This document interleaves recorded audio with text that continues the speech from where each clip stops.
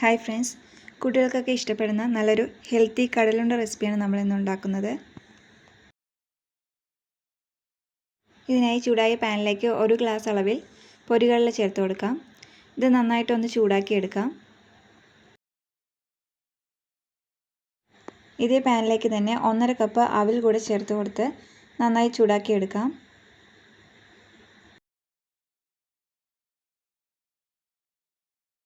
ഒരു കപ്പ് കടലയും നന്നായി വറുത്തെടുക്കാം.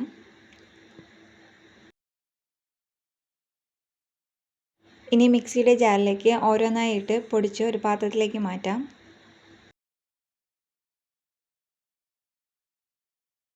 കടല തൊലി കളഞ്ഞ ശേഷം പൊടിച്ച് ചേർക്കാം.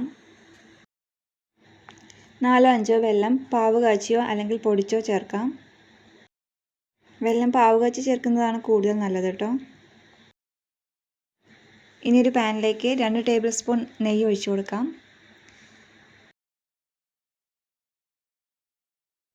ചൂടായ നെയ്യിലേക്ക് കാഷ്യൂനട്ട് ചേർത്ത് വറുത്ത് കോരി മാറ്റി വയ്ക്കാം.